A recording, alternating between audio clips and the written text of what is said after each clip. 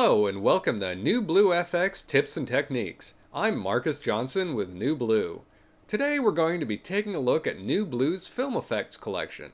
Film Effects provides you with a set of powerful tools to make your video look like it was shot on film. Using Film Effects, you can make your video look like the latest Hollywood blockbuster, a home movie from your childhood, or even an old silent film that was left in a drawer and forgotten for 100 years. For this tutorial, I'm going to show you how to give your video an old film look.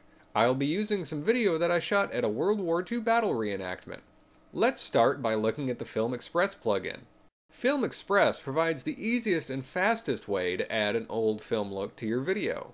Like all NewBlue plugins, Film Express has a number of presets, and there's a good chance that one of these will do exactly what you want. But I want you to become familiar with the controls, so I'm going to select Reset to None and start from scratch. Now the clip that I'm using here is a little drab and washed out looking. I'm going to start by turning up the Film Gamma control, which will give us a nice deep black level and make the bright parts of the video stand out more. Next I want to turn up the saturation so that the colors really pop. Now the video is looking a lot better, but it doesn't really look old yet. Adding a tint will really help that. I'll change the tint color to yellow, and as I turn up the tint control, you can see that the video is starting to look more like a vintage film. Next, we're going to go to the damage section. Wear adds a medium-sized grain pattern to the video, and at its highest setting, it'll make your video look like it was shot during a snowstorm. For this project, I think a value of about 20 is just right. Spots adds random water spots to your video, and these are a little more subtle, so I'm going to turn it all the way up to 100. Scratches adds black and white traveling lines to your video, and as I turn it up, you'll see more and more lines appear.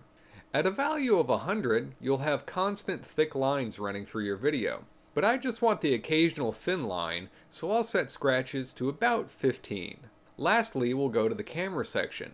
Jitter moves the picture up and down and side to side at the same time, and at its highest value, adds some pretty violent motion to your video.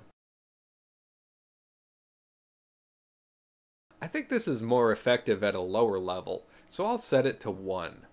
Flicker does just what its name says. It makes your video get randomly brighter and darker. Like jitter, I think this is best used as a subtle effect, so I'll set it to about 8. And here's our finished video. Now for your project, this might be exactly the look that you're after, but if you want a little more control, you can step up to the Film Pro plugin. When you first open Film Pro, you'll notice that it has a number of extra controls compared with Film Express.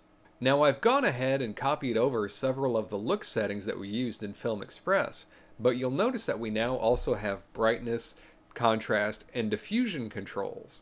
Brightness and contrast are pretty self-explanatory, while diffusion adds a glow to the highlights of your video.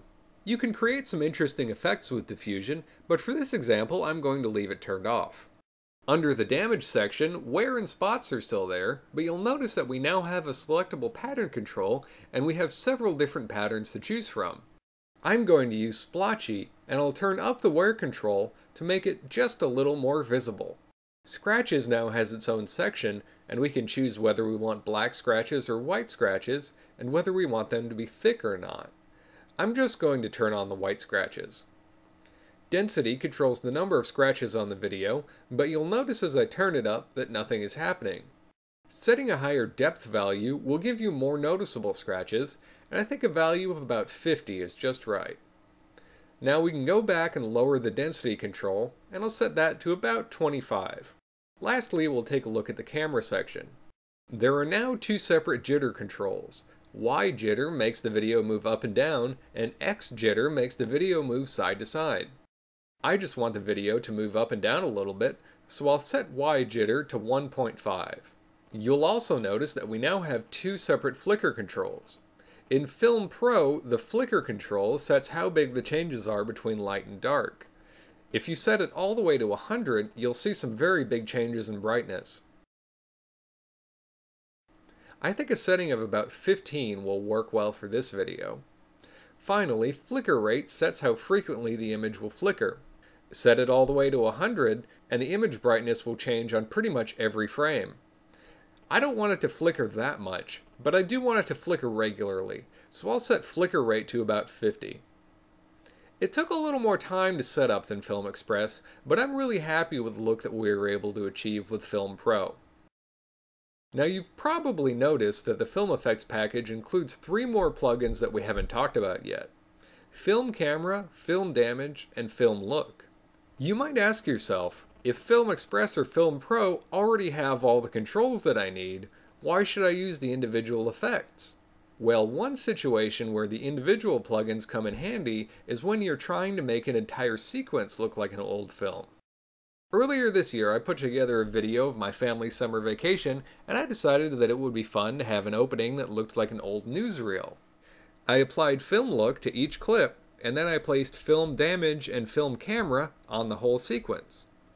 That way, I was able to control how each individual clip looked, but the damage to my video was consistent across the entire sequence. Now here are the clips that I used. As you can see, I've already applied Film Look to each one to make them black and white. Now I'm going to apply a single instance of Film Damage to my entire sequence.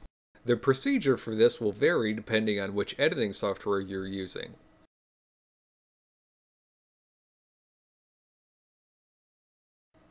Now I'll set my wear pattern to splotchy, and I'll set wear to about 35.